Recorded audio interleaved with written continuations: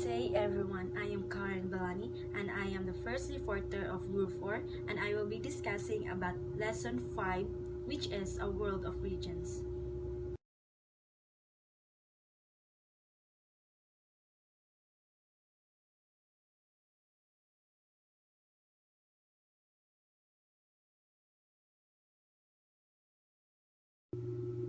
Pag-interact sa globalizations, ang mga scholar like Edward D. Marisfield and Helen V. Milnering, sila ang mga nag-define sa concept of regions which into distinct way, which is the regionalizations and regionalisms.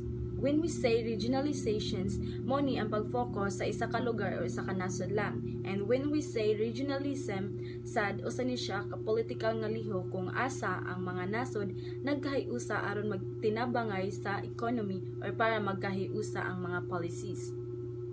And there are some nations leverage their size and resources to influence global integrations.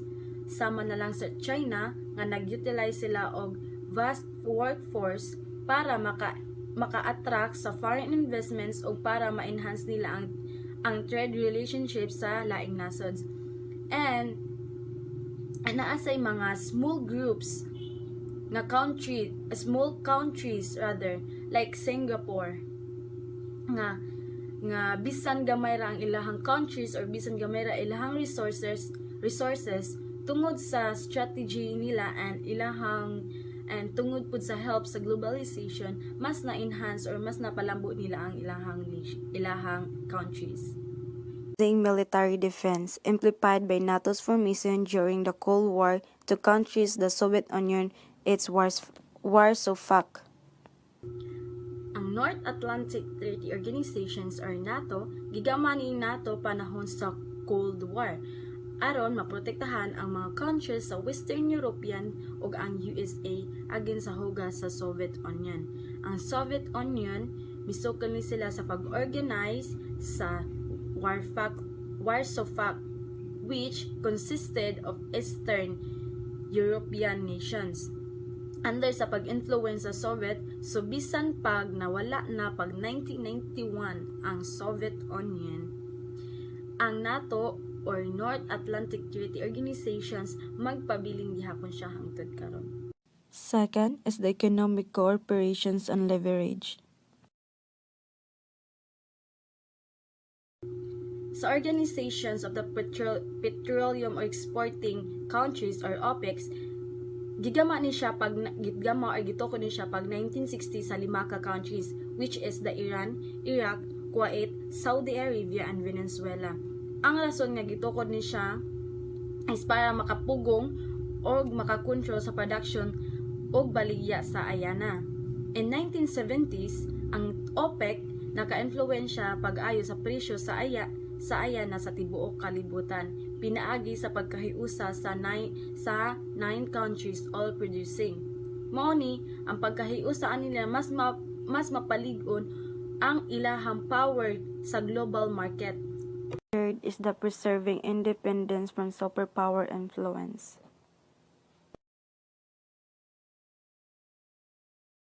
The non-alignment movements or NAM was formed during the Cold War when the world was paralyzed. When two superpower, which is United States and the Soviet Union, the United States was leading in a Western capitalist bloc, and the Soviet Union was leading in the Eastern Communist bloc. NAM or non-alignment movement aimed to maintain neutrality and sovereignty for developing nations by resisting pressure to align with either bloc. So for example in India, sa panahon ani, India's foreign policy during the Cold War. So ang India as parts sa nagtukod sa or nagtatag sa NAM or non-aligned movement, wala sila ni panig sa superpower. In 1962, ang India nangayo og tabang sa military nga gikan sa US against sa China para dili rason para isuko sa India ang ilang kalayaan. In 1971, nipirma ang India sa treaty with the Soviet Union, pero still gapabilin gihapon na ang India nga tapat sa prinsipyo sa non-alignment or NAM. So ngani nga pamaagi napanatili gihapon sa India ang independence from superpower influence. The last one is addressing economic crisis.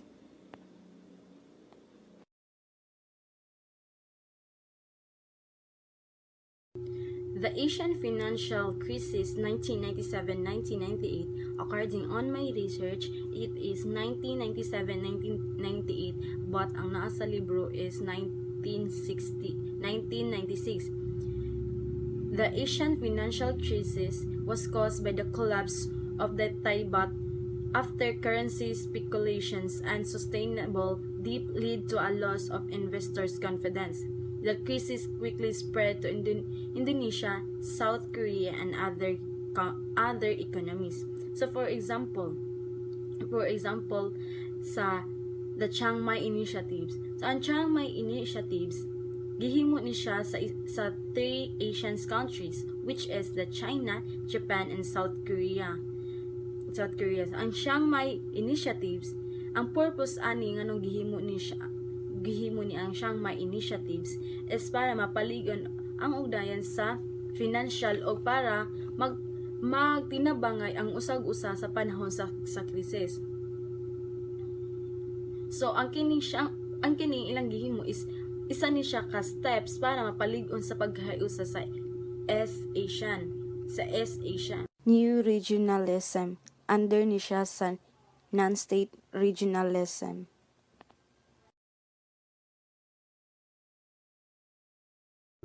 Ang new regionalism, isa ni siya ka grupo nga dili siya part sa government.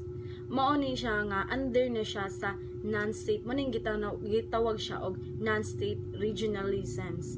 Example sa new regionalism is NGOs, civil society, and etc. nga dili part sa government.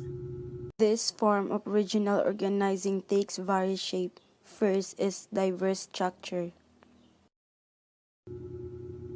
When we say diverse structure, it is a spectrum of organizations, social movements, exhibits of wide range of organizational structures.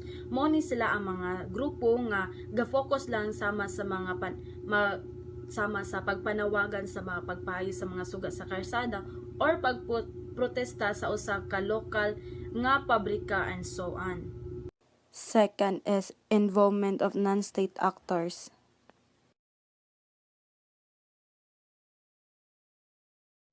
Involvement of non-state actors. It is advancing international peace, monitoring human rights violations, and lobbying for social political issues like climate change. And another example of non-state is large NGOs like the International Committees of the Red Cross and prominent figures such as Elon Musk. One is reformist approach. Reformist approach. And when we say reformist approach, it is one thing to change and to improve a society, government, and etc.